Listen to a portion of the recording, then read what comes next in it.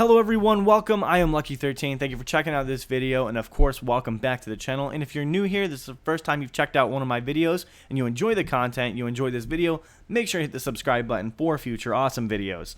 I couldn't make a video that would be 4 or 5 hours long and probably not even cover everything from the Fallout portion of Bethesda's E3 showing. So what I'm going to do is I'm going to kind of break it down in sections, starting with something that I was most impressed with, and it has to be the animation while in Vats. And not only while I was in Vats, but I was also super impressed with the animation in the special, and I'll get into the special as well. First though, if you see something that excites you or something that you want to talk about, make sure to leave that down in the comment section. Or if there's something that you haven't seen yet, or you haven't heard about yet, and you want to see it in a Fallout game, make sure to leave that down in the comment section as well. So I'm going to go ahead and start at the beginning. This is how you build your stats. In the outset of any of the Fallout games, well, the first, let's see, maybe not the first Fallout game, but the second, the third, and Fallout New Vegas, it's the special. The special being your strength, perception, endurance, charisma, intelligence, agility, and luck. And that acronym right there, special, breaks down into all of that. I'm really happy to see that it's actually making a return. I thought that it was a very well thought out plan of attack from Bethesda, and you don't see very often where a developer continues to make improvements in an attempt to perfect something. Most of the time I see you see things from game to game, you just get them scrapped. It doesn't matter, they go a different direction regardless of how it worked in previous titles or how you felt about it in the previous game. I'm really curious though if we're going to see like how Todd Howard started the game with 1 skill point in each and all those skill points to choose from, or if what we've seen in the past from Fallout games where you start with 5 points in each and then you work your way up there from a set number of other skill points. That's all just speculation. I don't know for sure. I also find it super clever that the special is represented in a registration form compared to, I don't know, like the Vigor Tester from Fallout New Vegas or the Your Special book like in Fallout 3. They've done something a little bit different, but they still go along the same lines. Something else that Bethesda has masterfully done was to add animation to our Pip-Boys in at least one other option menu.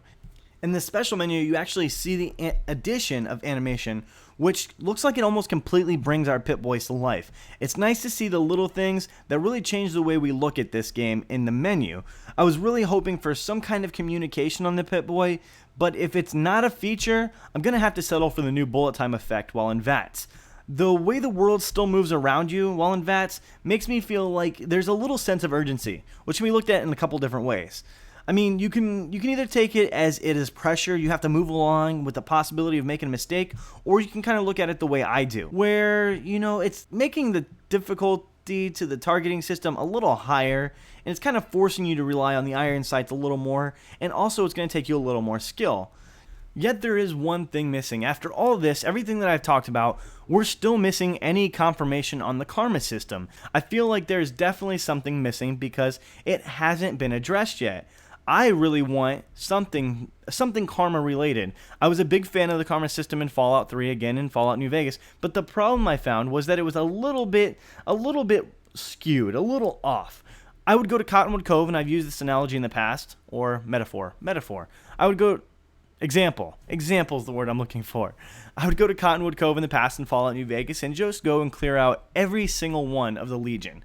There was not a standing survivor, yet I would show up after everyone was dead and pick up a cup off the floor, quote, stealing, and my karma would go down. I never understood why that would have an effect. What I would like to see is some change to the karma system, where it's still in place, but there is a reasonable cause and effect, where if everybody's dead or nobody sees me and I steal something, it shouldn't have an effect on my karma. I mean, I guess if you apply it to real life, if you believe in karma and no one's around and you steal something, your karma would still be affected. But that would also mean that if you murdered 20 people or so, your karma should be affected by that as well.